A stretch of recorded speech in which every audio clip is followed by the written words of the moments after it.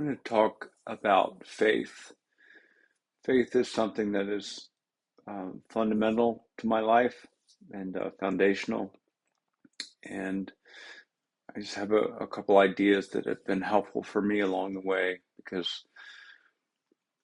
I've struggled, come in and out, and tried all kinds of different paths for faith.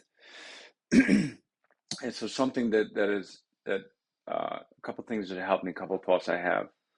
Um, and one thought is that there's been no other relationship in my life that I've put through the gauntlet of testing and requirements and proving that I have my higher power that I call God. Um, I have required God to show who He is to me over and over and over so many times in order to have faith, to surrender, to have a belief. Man, it's occurred to me I've never done this with other people in my life. Other people in my life, I tend to take at their word unless they show me otherwise, and I'm willing to give many chances. But it's kind of the opposite with the higher power, and I know there's reasons for that because of the letting go and the surrender. Um, but thank goodness, um, thank God, uh, that He's so patient, kind, and willing for all my uh, testing. So one of the things that occurred to me, and again, I like metaphors, is that when I was growing up, I was fortunate enough to be given a car when I turned 16. Well, when I turned 17, because I did the fifth grade twice because they really liked what I did in the fifth grade, so they kept me back, and they wanted me to teach the kids coming up the next year to help them out. Um, that's not why they kept me. Uh, so uh, so I was held back a year, and I so I was about 17 when I got my license, and I was able to be given this car. Fortunate enough to be given this car. It was a Honda Civic hatchback before they were cool. It was a manual transmission, and at that time, it's different now. And I learned this when my kids got older. Cars equaled freedom. Like that was freedom.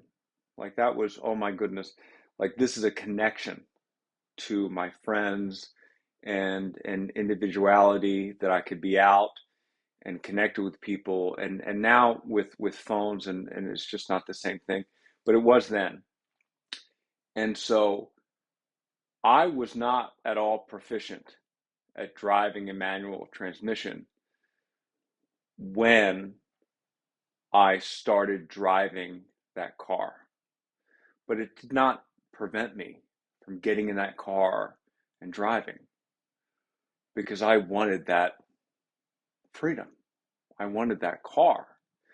I mean, it was everything. I mean, I can remember the feeling. It was such dopamine. It was everything. That freedom, that connection, that ability to go over to my friend's house and just it was like this gate opening to this whole new world. So, and I've continued to love cars until this day. I love cars today. I love my car now that I have right now. I love it. My favorite car. When I get in my car today, I push a button and it starts. I don't know what that button does. I don't know if that's a mechanical button. I don't know if that's electrical. I don't know if that there's a fire or a spark. I don't know Like literally, I don't know what it does as far as fuel, and then timing, and then you understand. I don't know the sequence of events of what that button does, but it never has that prevented me from getting in the car and driving and using that vehicle. I understand God's not a car, but the idea is that perhaps I don't have to understand something fully before I'm willing to utilize it. And for a long time, I sat at this point of, well, I don't understand, I don't get it, I don't know what this means, and I have to know everything about it. And what I was doing is I was just avoiding faith. I was avoiding the letting go of. I was continuing to be my own higher power, my own God. But I don't have to know everything. I can't know everything. There is no knowing. And isn't that the puzzle? Because if I have to figure everything out before I'll let go, I'll never let go. And so I can utilize belief before I understand everything that I believe in. And that really changed a lot for me. Because again, I acted like I had to understand everything, but I believe that was a stall tactic for me. For me, maybe not for you. The other thing that really helped me with this journey was that I'll say a lot that life has that we're part of nature, and because we're part of nature, that we have to abide by its laws. And part of that is that life has a path and a pace.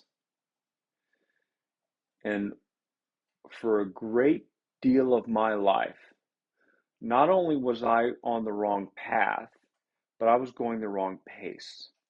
And I'll show you what I mean here.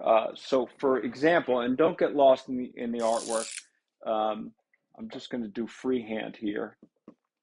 And so this is me, and let's say this is the goal, right? So that's a mountaintop. Clearly, I don't know why I need to explain it. It looks like a picture. So that's the mountaintop. Here's the goal.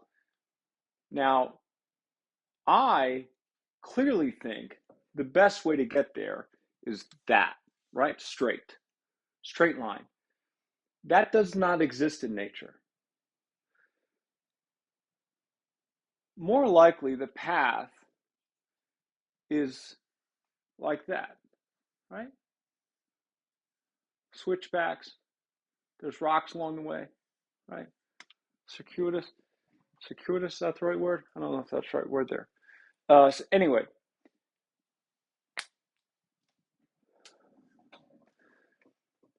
this is my will, that's God's will, in my estimation. I always think I know the shortcut. I always think I know the way to get there. It always gets me further away from my goal rather than closer. The path, the pace of life, always, to me, now that when I can be in touch with it, I can feel that I'm in this kind of flow of life. It's like the leaf on a stream. Um, and this is not a unique metaphor. I was just talking with some folks the other day, and Epictetus. I don't know if that's how you know the name. I didn't know the man. Epictetus um, talked about the banquet of life, which is a beautiful, beautiful metaphor for life. The banquet of life, but it's the idea of being in the rhythm of life. So not only do I need to be on the right path, but I also need to be going the right pace. Sometimes I want something before it's my time to get it, and sometimes I want to hold on to something after it's my time not to have it anymore. And that's the pacing. And so for me, a lot of faith is knowing that I don't know. I don't know these answers. And I just have to trust that there is an answer. There's a bigger answer. There's a bigger picture that I'm not aware of. But I have full faith that every single thing I've ever faced, I've made it through. What's the evidence? Here I am. So, why wouldn't that continue to happen? And so I take that and use it for the next situation. And I can sit as I am in the moment, in peace and in comfort